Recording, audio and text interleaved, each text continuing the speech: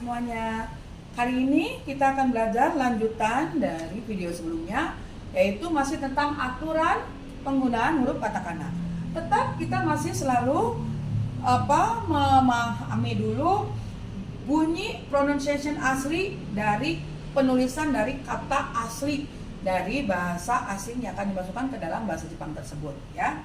Sekarang berikutnya adalah bagaimana dengan kata-kata asing yang huruf kata aslinya itu berakhiran dengan r, ir, ur atau or.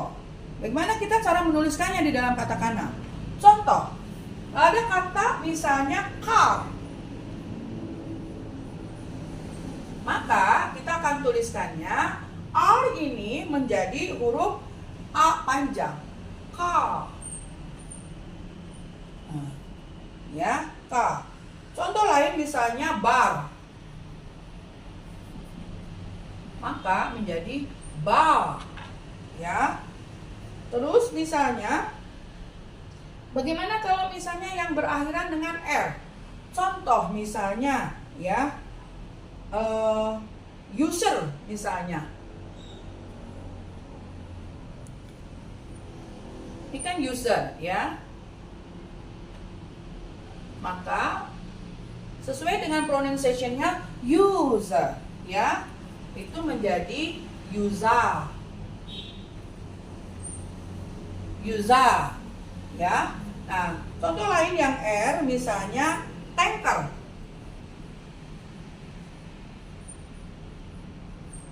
ini kan R, ya, tanker. Nah, tanker, maka ini menjadi tangka, ya, tangka. Oke, kemudian kita lihat yang berakhiran i, ir. Contoh misalnya, ya, girl, ini kan ada huruf ir, ya, girl, dibacanya girl, maka ini menjadi girl. Jadi girlfriend itu menjadi girlfriend, ya. Kemudian misalnya contoh lain misalnya sir, panggilan sir, tuan, itu menjadi sa, ya. Oke, berlanjut selanjutnya yang berakhiran dengan ur atau yang mengandung bunyi ur. Contohnya misalnya tulisan aslinya adalah misalnya curtain,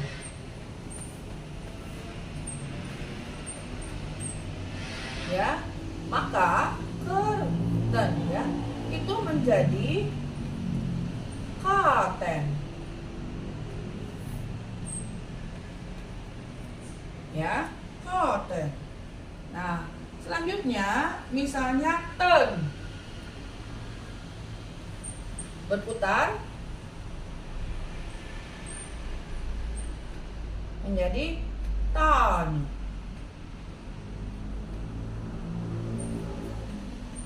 Oke, ya. Nah, ini yang berakhiran dengan ur atau yang mengandung huruf ur. Bagaimana kalau yang mengandung huruf atau bunyi or, ya? Contoh misalnya form,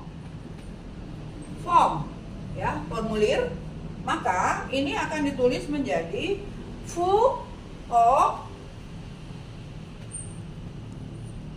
form, ya. Contoh lain misalnya port, ya, pelabuhan.